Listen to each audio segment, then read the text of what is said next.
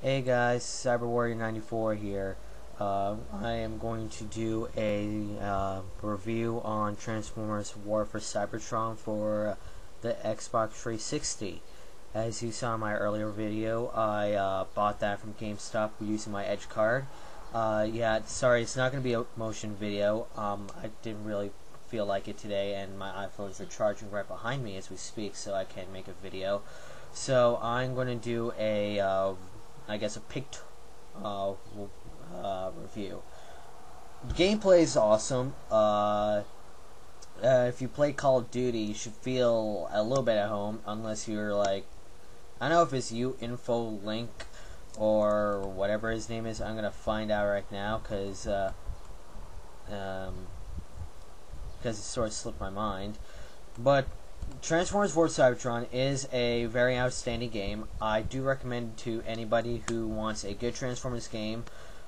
It is definitely nothing like Revenge of the Fallen. I just have to say that Revenge of the Fallen was like the piece of poo that was stuck underneath your shoe, scraped out by a shovel, and then dropped into a bucket of dog turd, and then again re-picked up and flushed down the toilet, brought back up, re-flushed down the toilet, and I'm just totally like destroying that game.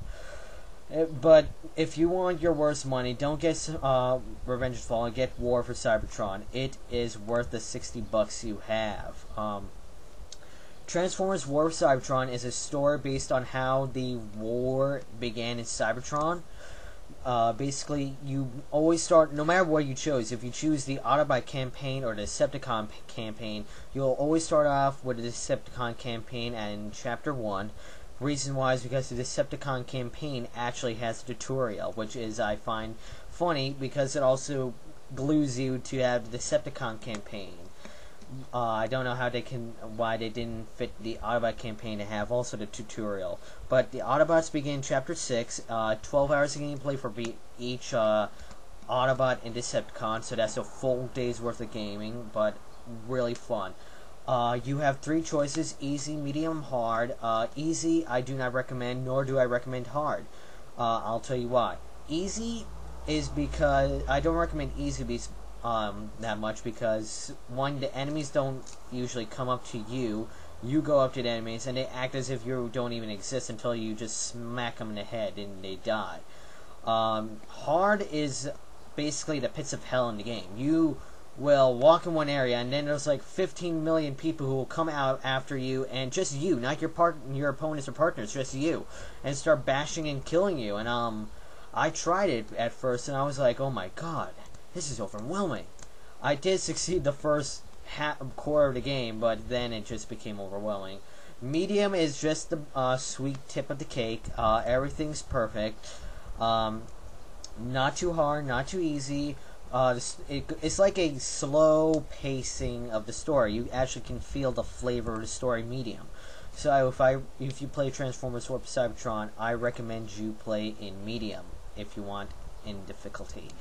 As for the rest of the games, I did get my hands on the limited edition Demolisher character that was available only for GameStop orders, and it actually was worth it because Demolisher is a exclusive Decepticon. I wish I got it from Kmart, though. I regret that because the best Decepticon, Shockwave, was available there. He is a great Decepticon. Otherwise, the other Transformers are great. He is a great adversary. Each Decepticon has their own abilities. You'll start off with 3 Decepticons and 3 Autobots. The 3 Decepticons are Leader Megatron. I guess you can call him a Deluxe, or actually I'll call him a Voyager or Brute Bot Brawl. And then you have your Scout in the game, or as I call him, Deluxe Barricade. Each one has their individual abilities. Megatron has strength, and he's able to shoot down enemies with his big gun and use a sword-like weapon coming out of his arm, I guess, to kill his enemies, just like Bumblebee, which is spoiler alert. Then Brawl is pretty much the best Decepticon you can play as, second to Starscream, because he has an ability where if you use his axe ability on an enemy, excuse me, I had to have a drink. As I was speaking, if you use Brawl, he has an ability when you hit your enemies head on with him, you can actually, instead of picking up the dropped energon cubes that they drop when you kill them, they will be automatically absorbed into you, saving you amount of time on against your enemies. Pretty much simple. Barricade is nothing much simpler than the regular shoot bot, but he has incredible agility, incredible speed, and great jumping power. It's basically your Jazz from your DS games of Transformers, the movie game. Autobots are simple as can be. Leader is Optimus. Leader is Optimus, and who else? Scout is Bumblebee, and Brute is Healthbot, Medbot is Ratchet. Ratchet is an ability. He can heal your fellow bots. Optimus Prime is the only Transformers that I so far know has two abilities. He is able to revive Autobots, is his first ability. If you go up to an Autobot and just press A, which is what I normally do, or X, I think it's X. You press X against a dead Autobot and he'll bring it back to life. Second ability, just like Brawl, he can use his physical combat abilities and pick up energy cubes before they fall down to the ground. The ability with the energy cubes is that the more you collect, the more abilities and special attacks you do. You have to figure out how to activate them, though. Yeah. So, the rest of the gimmicks are as foretold, and I'm already up to 6 minutes, so I should make this quick. Favorite Starscream is, I guess you could call also a Brute. He is very dangerous. He has an ability where he can push away his enemies and cause damage, and he can kill them within 2 turns of that ability. His jet mode is very controllable. Autobots vehicle modes do stay when you press the button once. That's what I really like about the game. Story mode and backgrounds and everything. Colors are vibrant and excellent. The paint artwork is beautiful, even though it looks like a montage of Monet version in the artwork.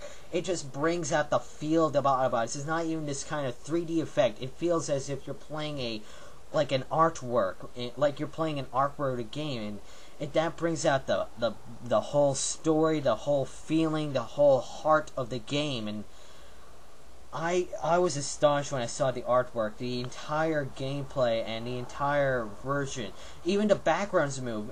When you move around, they're not just static. The entire game moves. You will do everything, and everything else will do everything.